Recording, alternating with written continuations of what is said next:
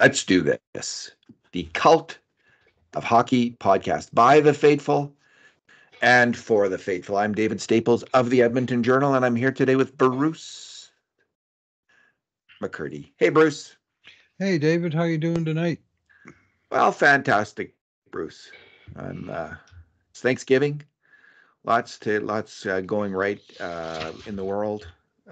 There's always bad news, but it's a good life. It's a good world. And the Edmonton Oilers lost.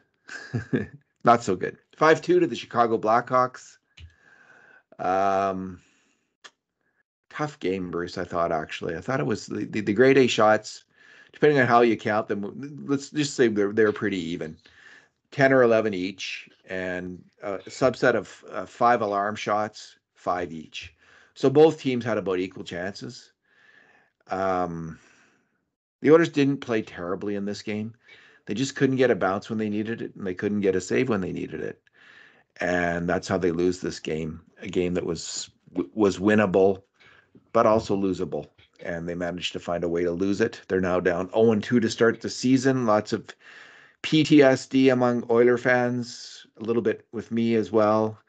What the heck's going on? Like, snap out of it, and some like a few worries. Maybe at the end I'll just talk about what my real concerns are with this team, because I think there is a couple, and I've touched on them before, but anyway, we'll get into that.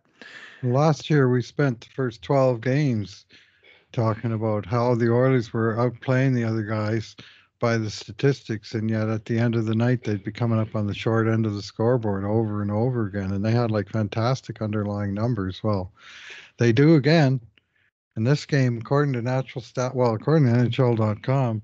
Edmonton had 95 shot attempts and Chicago had 37, 95 to 37. According to Natural Stat Trick, high danger chances were 14-1 What?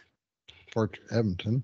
What? Yeah, yeah. How do you Well, get that? I guess the Chicago goals came from too far out for their liking. I can tell you they came from too far out for my liking. Edmonton did not get a real good game of goaltending tonight. Chicago did. But Yeah, it was there was no way this. I mean, 95-37. There was a lot of empty calories, and there was a whole lot of shots that didn't get through, and a whole lot of good chances that missed the target because Edmonton can't seem to. When they do get a clean look from the slot, they can't seem to hit the I mean, net. I guess the one off the crossbar by Teravainen in the first, they don't count that as a grade A shot, and we do. So that's one difference. And then the Oh. the first goal against the power play goal where he golfs it in the net, that's got to be a grade A shot. I mean, that was right. I don't know which one was the one, but that one where the guy just it wasn't even a Kurashev. deflection. It was a shot that got, I think, double tipped from the point, and it was coming in so slowly. He actually had to reach back and kind of golf it in, and he made a great play. And I mean, the one that goes in off Nurse, that's like the goalie has no hope No, on that. Like, no, from the time it hits deflects, that's no. I a don't know which very, one.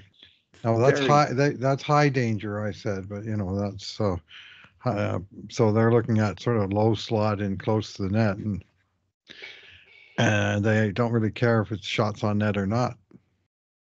So it's different parameters, and we call them as we see them, and they call them as they scrape them. It's basically what it amounts to. So it's a real different process altogether. We actually had it 6-4 for the Oilers on 5 alarms. 5 alarms. Now that I look at it more closely, I'm just well, when you give up 4 or 5 alarms and 5 goals against, then chances are good your goalie didn't get the job done. I did not think that he was great. Bruce, what is your good thing?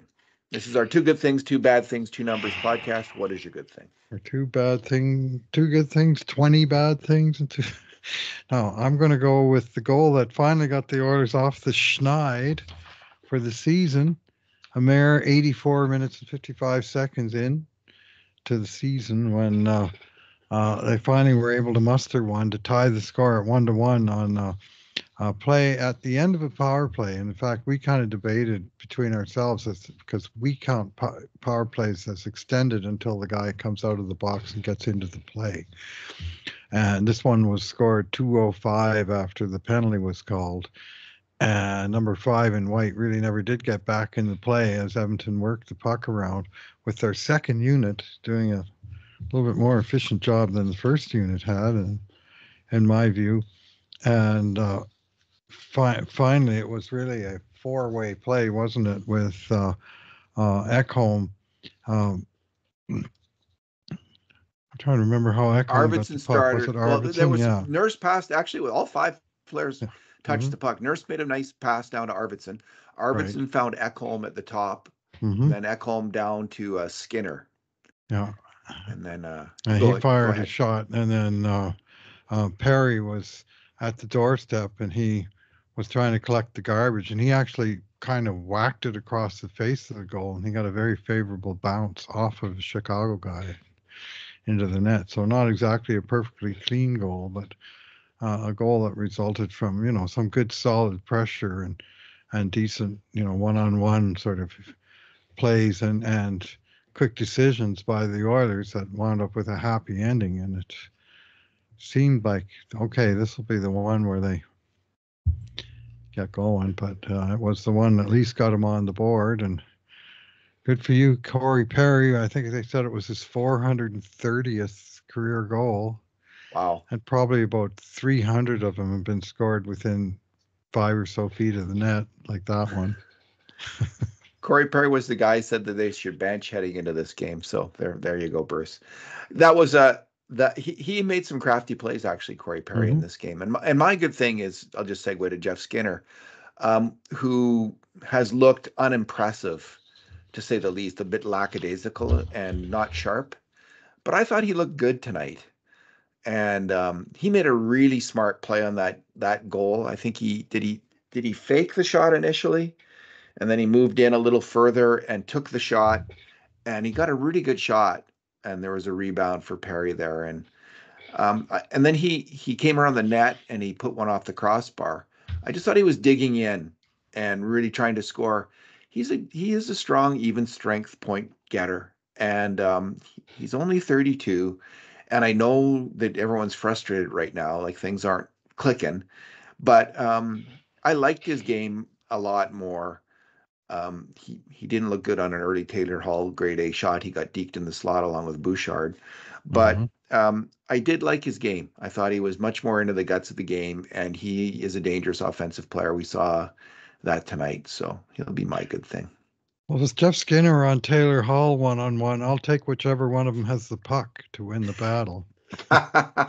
So not exactly either of them renowned for their defensive play. Ain't that the One truth? play Skinner made that I really liked, and even though he did miss the net with the shot, or they must, he had 4 shot blocks, so maybe they said defenseman got a piece of it. But one time he was in the high slot and he showed off his ability to change the shooting angle. He pulled the puck inside towards the skates, and then he rifled a really hard shot that I guess got tipped in the slot and then wound up not being on target. But it was just just the way he moved and changed the angle, and it was just a sort of flashy moment of, oh yeah, this is how this guy scored 30 goals in this league 5 times. It's, his ability to maneuver the puck and get a hard shot out of it, and just a little glimpse. I think we saw a few from him tonight. He won a couple battles, and I thought he got better as the game got deeper. Well, Tara Vinen had 4 points and Yep, Bedard had two three. and two. Battle of the Connors. The Oilers lost it tonight. Yep.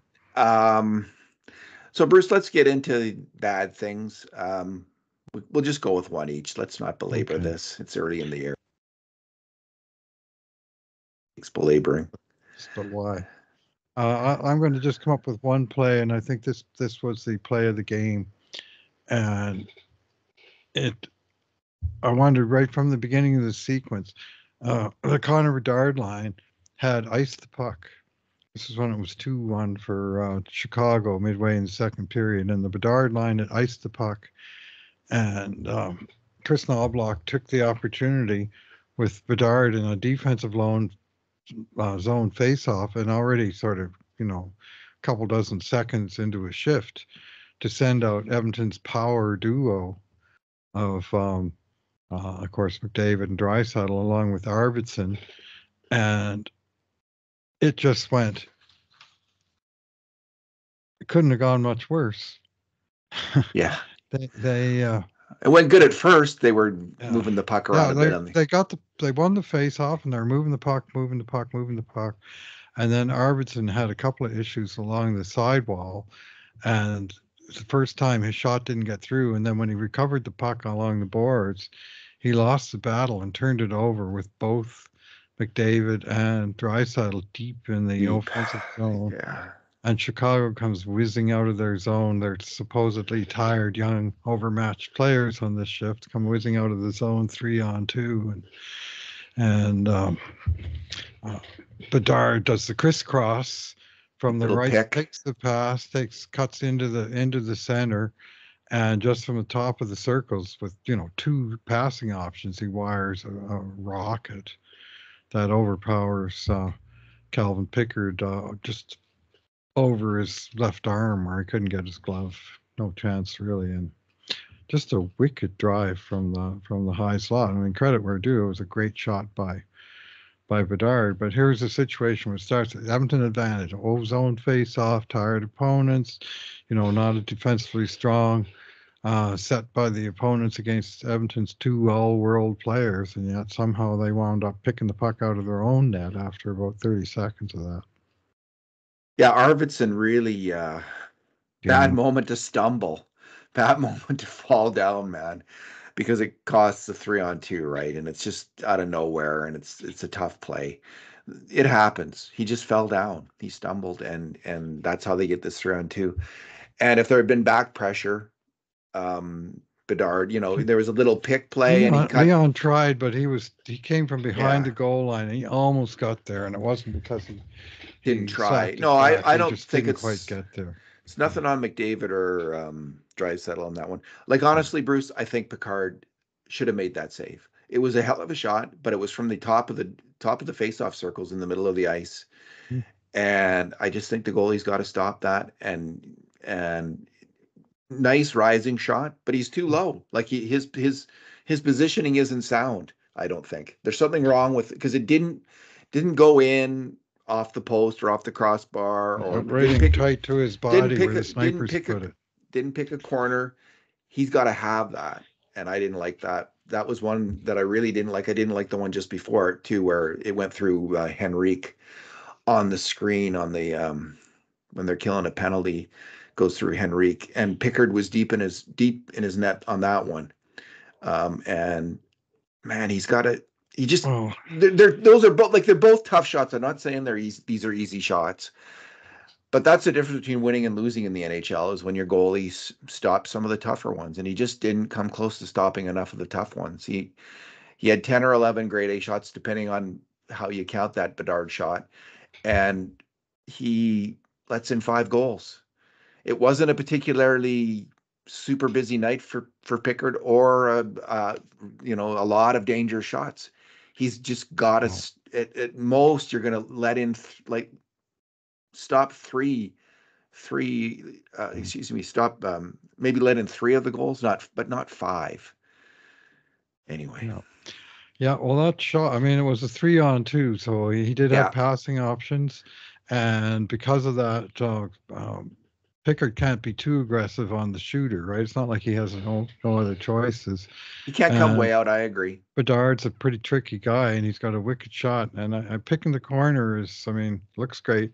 A lot of goals these days are when they just graze the goalie's arm, typically up high in the body, and they can't just flex out there, and they certainly can't get their glove up on it. And to me, I mean, you got to tip your hat to the sniper on that one. He's going to score a lot of goals with a shot like that. He got one against Edmonton last year on a A similar shot shot. similar to Yeah, that. Yep. similar to that. So Changed the shooting angle. He pulled it in, just like I was talking about Skinner earlier. He did the same thing. Pulled it in closer to his body, and then as the goalie's trying to adjust, it's by him. Bruce, for my bad thing, I'm gonna pick a play just before then when the score's tied 1-1. The Oilers have tied it up and they look like they might have something going.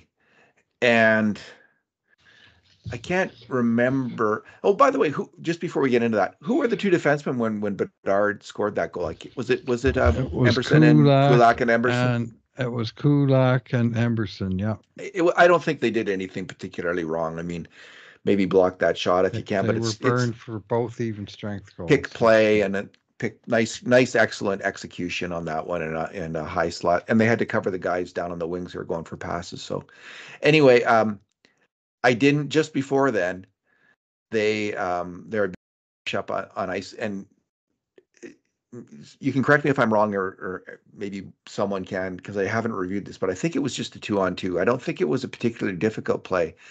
Kulak, though, went to the shooter as Chicago's breaking in over the Oilers' blue line, and it goes past him and through Emberson, the pass to Bedard, who's charging in.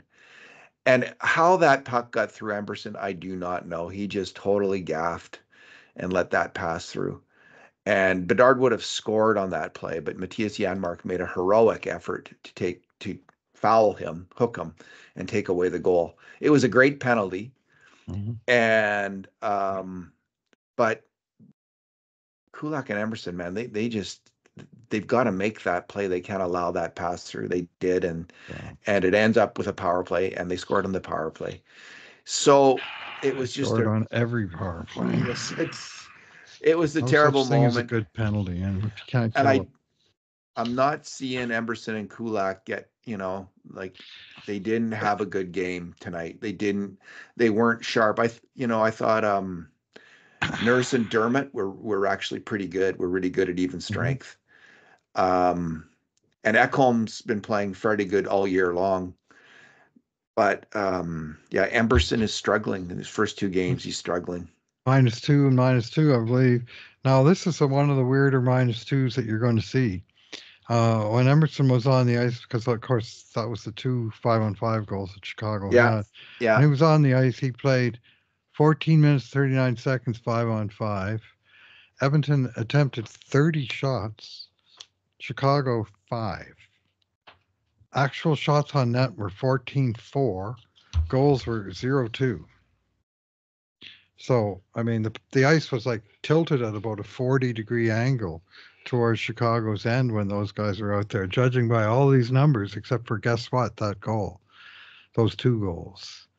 And that penalty, Bruce, and the penalty, Yeah. right? Which wasn't a goal, and they Yeah. caused. Yeah. No, well, there was no shot Yeah. attempts out of that one, of course, but still, I mean, the numbers suggested the Oilers were totally dominant when they were out there, and yet 0-2. And that's like, I did see Emerson do a few things right tonight, more than last game. I was encouraged by his play. Actually, he had some he's good got plays. nothing to show for it. He did have some good plays. Yeah, let's see, even strength. So they were out there. Oh, were they out there for the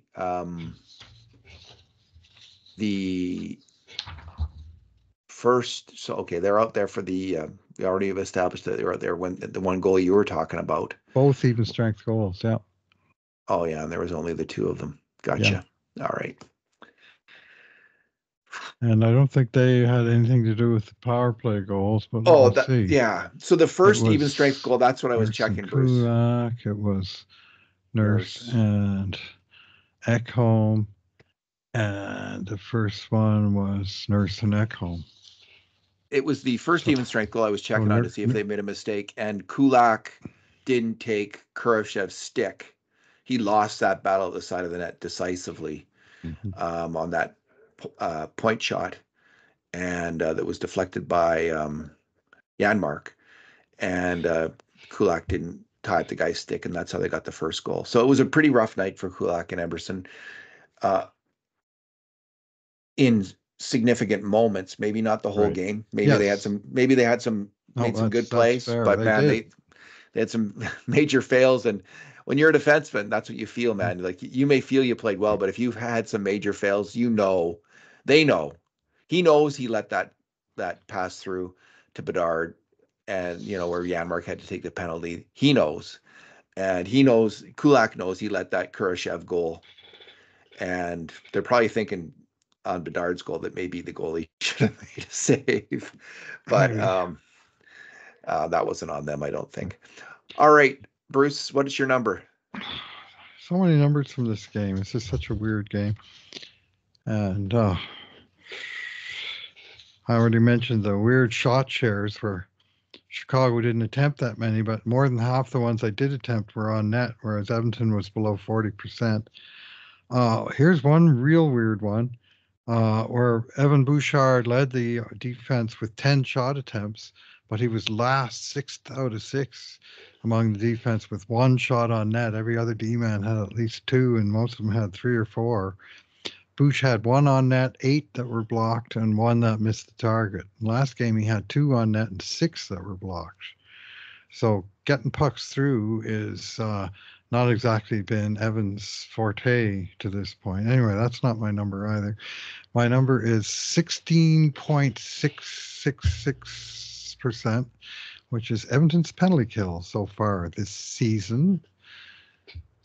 After going 66 out of 70 in the playoffs, 4 power play goals that they allowed in 4 series, 25 games, 4 goals against. They played 2 games and allowed 5 goals against on 6 chances. And I mean, they're just getting crushed out there. Tonight, Darnell Nurse played 142 on the penalty kill and picked the puck out of his net 3 times. Like, it's just, they're not getting it done. And there was some nice execution by Chicago. Frankly, a lot nicer execution on their power play than on Edmonton's. But the Oilers were not doing a real good job of getting in the shooting lanes and disrupting shots. You know, when they did set something up, they were able to get it, and they were able to hit the net with it. Often actually hit the actual net, not the goalie either, right? But right now the PK is an absolute dog's breakfast. Right from losing the face off and never getting the puck back to, getting beat on cross seam passes. It's just a mess, and it's just so polar opposite to that incredible PK in the playoffs that actually outscored 2 entire teams while shorthanded over the course of the series and tied a third. And yet now we're at, 2 out of 3 against in the first game, 3 out of 3 against in the second game. And, the last 2 were 10 seconds and 18 seconds. That's all it took Chicago to put the puck in the net. Just, win the puck, work it around, score. Boom. Twice in a row. Not good. Not even So, close to okay. They did bring back Janmark and Brown, right? But the team did move on from several key penalty killers, and it's not apparent who's replacing any of the defensemen in particular that left between Ceci, who was a bigly important penalty killer. Yeah, he already was. And Desharnais. And I don't see any of those new guys looking like an obvious, they're not even penalty playing Eberson on the PK. I wonder why they don't give him a try. Well, because he's on the second unit, and the first unit doesn't even finish a shift. Maybe so that's far. It. So Bouchard's one shot, I wonder if that was that power play shot in the third where I wonder if they counted that as a shot where he almost scored. I mean, that was really close, but that might not have, maybe they got that wrong. Maybe they didn't count that as a shot, but that looked like a shot to me. Where Mrazek lunged and got the blocker. Yeah. I think that was the shot that he was credited with right. out of the 10, the one that got through. Well, their penalty kill, Bruce, what can you say? Like, they were fantastic. What I noticed on the Oilers' power play is the other teams are all emulating the smart teams on the penalty kill. They're coming after the Oilers in a way that hasn't happened. I think teams have been intimidated by the Oilers' talent, and they've realized they're going to beat us. At least we're going to go at them. We're going to go at them up the ice, all over the ice, and that's the best strategy against the Oilers' power play. And we've seen it 2 games in a row now, and I think the Oilers are going to see that all year long, is teams not hanging back, not sitting back, and coming at them hard. And it's going to be a huge challenge because It's a very effective way to penalty kill. It's how the Oilers penalty killed in the playoffs.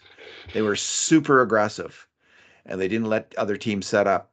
They just went at them Right. constantly, and it's the new NHL style of PK. And I bet you we even see the LA Kings do it.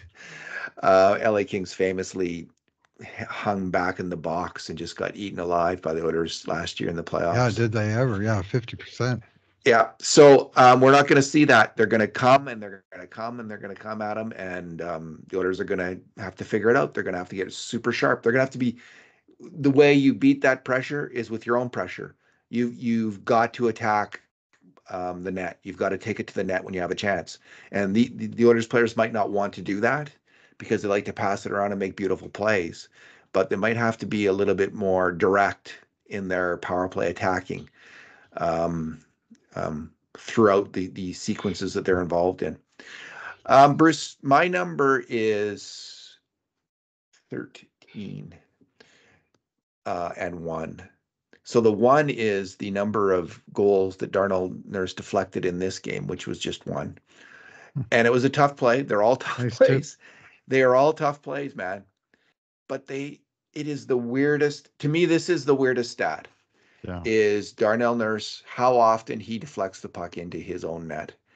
So last year, at even strength, he deflected 10 pucks for grade A shots on net. 10 pucks. The rest of the defense combined deflected 9 on the Oilers at even strength.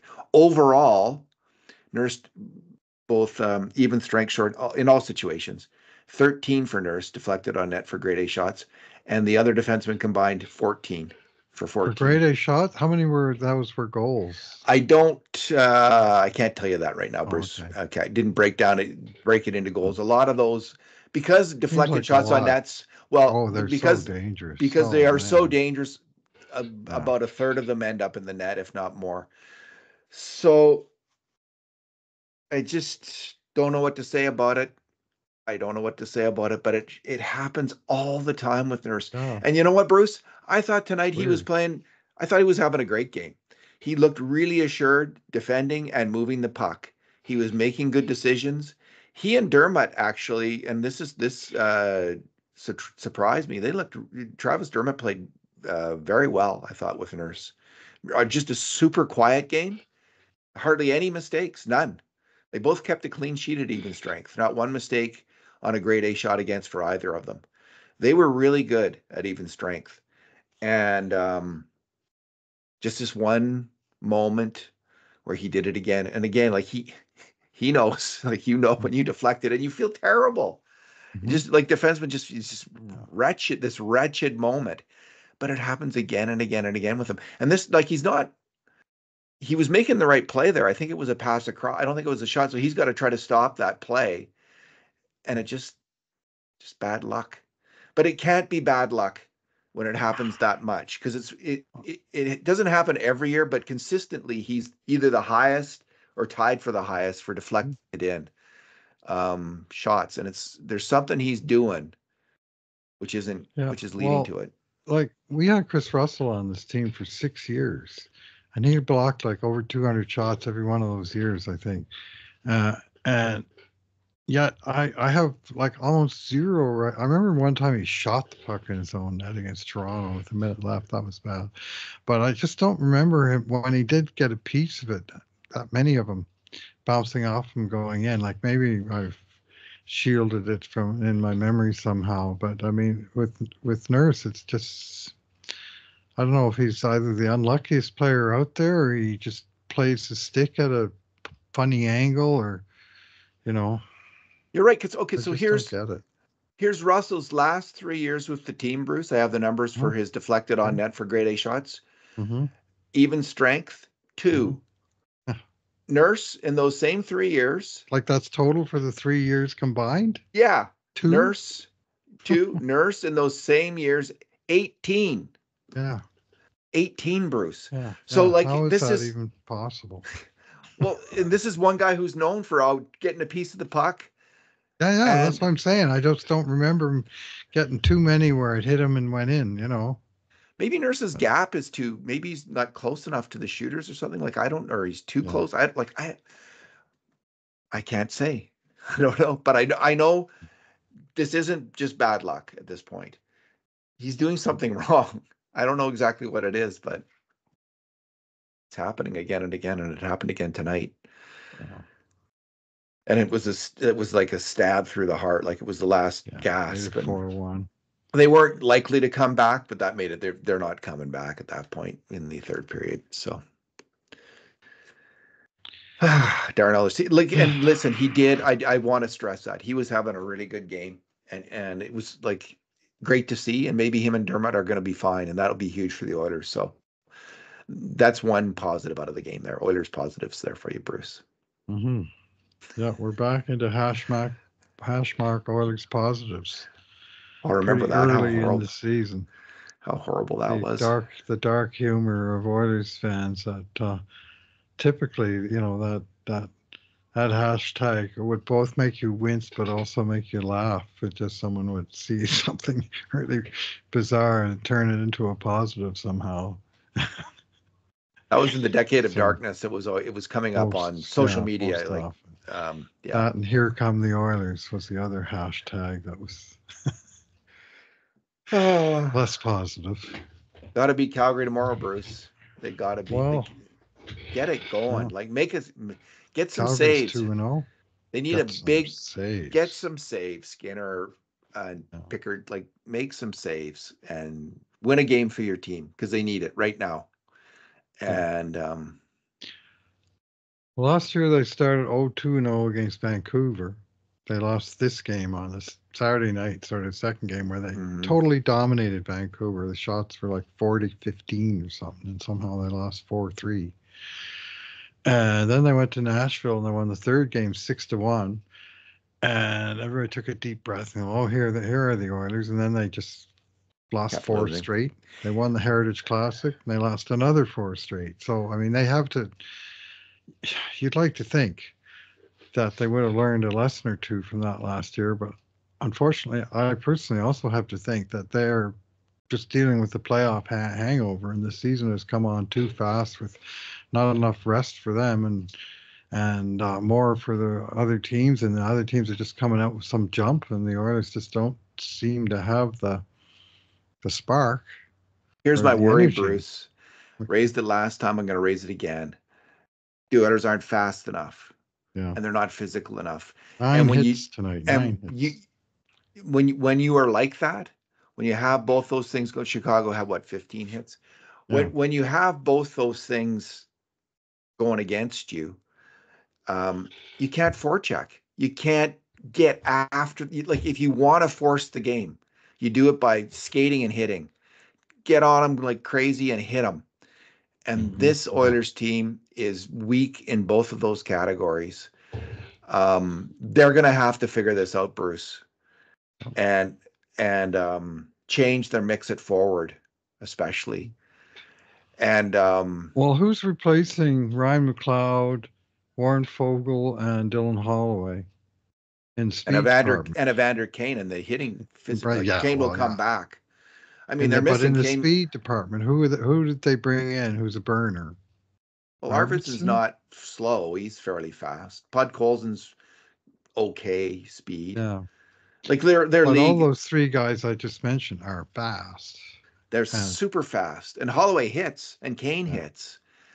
So Fogle hit some, and as if you recall, Bruce, it was Kane who helped drag them out of their doldrums early last year. By coming in there and just starting to hit people, getting after them, and yeah, you're right. They missed that player. This is a team that wants to pass its way out of trouble, and that only goes so far. You've got to play power hockey. You've got to be able to play power hockey in the NHL, and the Oilers they're going to have to crank it up. I mean, obviously McDavid and Draisaitl can play power hockey, and Hyman can, but it's some of these other players are going to have to crank up. Like Nuge was kind of quiet, I thought, tonight, and Skinner cranked it up a bit. But the third line is going to have to crank it up, and Perry and Ryan, honestly, they were both okay tonight, but I just wonder if faster, more harder hitting players wouldn't be better in that role, and the quicker the better on this team. So that's my concern about the Oilers right now is they just don't like and Emberson and Dermott are nice players in some ways. They make some nice plays, but neither of them. Well, Emberson did throw a good hit, but they're not hitting. They're not big hitters. They're not big intimidating guys who hit. And I'm a little worried this team's a bit vanilla, Bruce, I guess is the the right way to put it. Yeah. Yeah, well, I got plenty of things to work on, and not a huge amount of signs of progress between game 1 and game 2. I mean, here's a stat for you: the Oilers have played 2 games, 6 periods of hockey so far this season, and they've lost every period. They haven't even had a break-even period. The other teams outscored them in their building 6 out of 6 periods. Yeah. The whole thing with Holloway and Broberg was a devastating blow for this team. We've like the day it happened, we both talked about that. Like this reminded us of the Graves thing. Yeah, And well, that was, yeah. Of Adam Graves, losing Adam Graves, such a key player. And that it threw the Oilers off kilter. They were counting on Holloway at forward, the speed and hitting. Mm-hmm. He would have made a difference, Bruce, this year.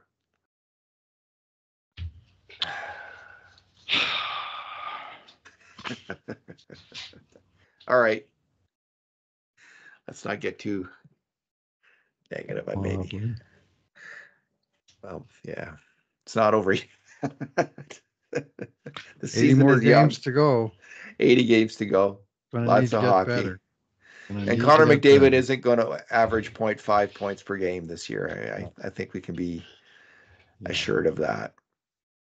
I actually do like the way Nurse is playing. I think he's really moving well. And I'm starting to feel like maybe we're going to see some good hockey out of some consistent, excellent defensive play and decent puck moving out of Darnell Nurse this year. Because we've seen it in the past, and fingers crossed we're going to see it again. And I wouldn't be surprised. I wonder if we'll see Stetcher in and Emberson out next game. Wouldn't be surprised to see that, but you never. Maybe they won't want to pull the trigger so quickly on their new. Well, they've only got one spare, right? So they can't even make a change up front. They cannot. They cannot. All right, Bruce. I think we've said enough. Yeah. Any final thoughts? You good? Getting right back at it tomorrow. So back to back for the Oilers, but it's also a back to back for the other guys, so no disadvantage. But they're playing Calgary, who last I saw we were ahead 6-3 tonight, and already put up a 6-pack on Vancouver in their shocking season opening win in Vancouver. Well, good for Calgary. And they're going to come in here on a bit of a high, and we'll see. I mean, so streaks and slumps are a thing. No matter which team is better, if one's rolling and one isn't, then that game's going to be a challenge for the one that isn't. Going to need some saves. All right, Bruce, thanks for talking tonight. Definitely need some saves. Thanks for listening, everyone. And in the meantime, and in between times, this has been another edition of the Cult of Hockey podcast.